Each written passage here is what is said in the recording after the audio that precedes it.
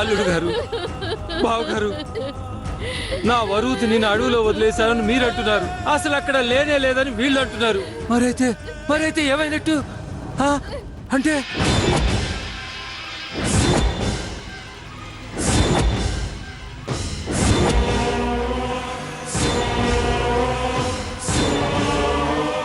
నాన్న, అంత మాట అనకండి నాన్న. అదే పాపము చేయలేదు. మా పెళ్లి చేసి కన్యాదానం చేసినంత పుణ్యం దక్కించుకుంది. అలాంటి దానికి ఏమీ కాదు నాన్న. అది క్షేమంగా తిరిగి వస్తుంది. ఏమండి, నా చెల్లెలండి, పాపం అడవిలో ఏమైందో ఎలా ఉందో ఏదన్నా చేసి అది క్షేమంగా తిరిగి వచ్చేలా చెయ్యండి. వాడు మాత్రం ఏం చేస్తాడు? అడవిలో పుట్టి పెరిగిన వీళ్ళకే దొరకలేదంటే పట్టణంలో పుట్టి పెరిగిన నీ మొగుడికేం దొరుకుతుంది? ఏదో ఒకటి చెయ్యండి అంటే చేసేస్తాడా? మళ్ళీ ఆ మాయిదారి అడవిలోకి వెళ్ళి ఎలుగుబంట్లకి, పులులకి, సింహాలకి వీడిని బలైపోమంటావా?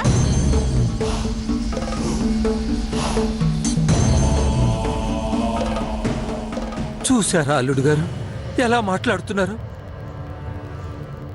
మేము మా బిడ్డను మీకు అప్పచెప్తే మీరు ఇలా మాట్లాడటం ఎంతవరకు న్యాయం?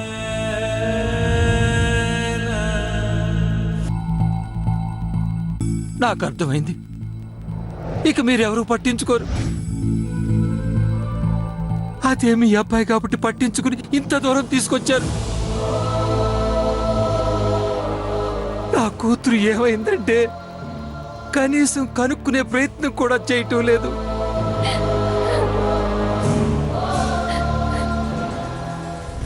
ఏం చేయమంటావయ్యా? మమ్మల్ని అందరినీ ఈటలో బరుసలో తీసుకుని ఈకలో తోకలో తగిలించుకుని అడవిలోకి వెళ్ళమంటావా? నేనేమో శబర్లాగా, వీడేమో ఏకలవ్యులాగా, మా ప్రసాద్ ఏమో వాల్మీకిలాగా, మా శరత్ ఏమో భక్త కన్నప్పలాగా మారి అడవిలోకి వెళ్ళి తిష్టవేయమంటావా? నువ్వు నోర్మి. కన్న కూతురు కనపట్లేదని వాళ్ళు ఏడుస్తుంటే సాటి మనుషులా కూడా మాట్లాడి వెంటే దుర్మార్గాల. నువ్వు చేస్తే మోసే దిక్కు కూడా లేకుండా చేస్తావే ముసల్దానా. నోరెత్తకు. చాలా ఆపు. జేజవ్ అన్న దాంట్లో తప్పే ఉంది. ఇప్పటికే చావు తప్పించుకుని అడవిలోంచి ఎలాగో బయటపడ్డాం. మళ్ళీ మనమంతా అడవిలోకి వెళ్ళాలా? వద్దమ్మా, మీరెవ్వరూ వెళ్ళొద్దు. నేనే నా కూతుర్ని వెతికించుకుంటాను. పోలీస్ రిపోర్ట్ ఇచ్చి నా కూతురు కనపట్టలేదని వెతకమని కాళ్ళ వెళ్ళ పడతాను.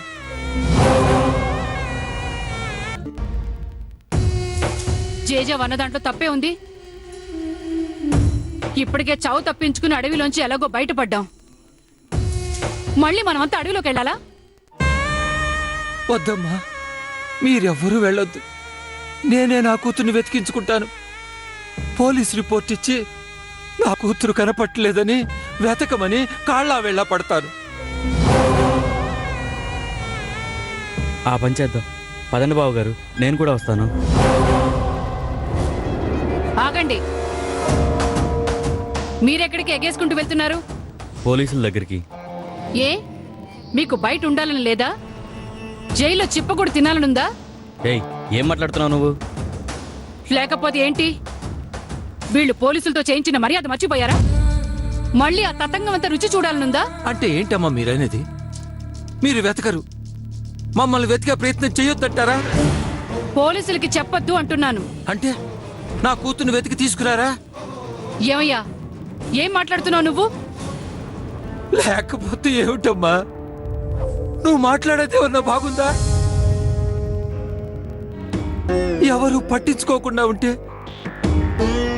కనపడకుండా పోయిన నా కూతురు ఎలా దొరుకుతుందమ్మా? అవును, మావయ్య అన్నది కరెక్టే కదా. కనీసం పోలీస్ రిపోర్ట్ ఇస్తేనేనా వాళ్ళు ఫారెస్ట్ డిపార్ట్మెంట్తో కలిసి వెతికి తీసుకొస్తారు. నోర్మోయ్, పిల్లకాకి నీకేం తెలుసు? వీళ్ళ కూతుర్ని మనమేదో చేసుంటావని అనుమానంతో పోలీస్ రిపోర్ట్ ఇస్తా ఉంటున్నారా తెలివి తక్కువ సన్నాసి? వాళ్ళొచ్చి ఏం చేస్తారో తెలుసా? ఒక్కొక్కళ్ళని హంతకుల్ని చూసినట్టు చూస్తారు. ఎలా పోయింది, ఎక్కడ తప్పిపోయింది, ఎందుకు వదిలేయాల్సి వచ్చింది? వదిలించుకుందాం అనుకున్నారా? చంపి పాతరేశారా? ఇదిగో ఇలాంటి ప్రశ్నలన్నీ వేసి మనల్ని బజార్కి ఈడుస్తారు. ఈ వయసులో మేమంతా పోలీస్ స్టేషన్ లో కూర్చుని దోషుల్లా వాళ్ళు అడిగిన ప్రశ్నలకి జవాబు చెప్తూ ఉండాలా? ఏం మాట్లాడుతున్నావురా నువ్వు? అమ్మా తల్లి, మేమంత దూరం ఆలోచించలేదమ్మా. మా కూతుర్ని పట్టించుకోకుండా వదిలేసి వచ్చినా కూడా పల్లెత్తి మాట అనలేదు. దాన్ని వెతకటానికి రిపోర్ట్ ఇస్తున్నామే తప్ప అమ్మా మీ మీద కంప్లైంట్ చేయాలనుకోవటం లేదు.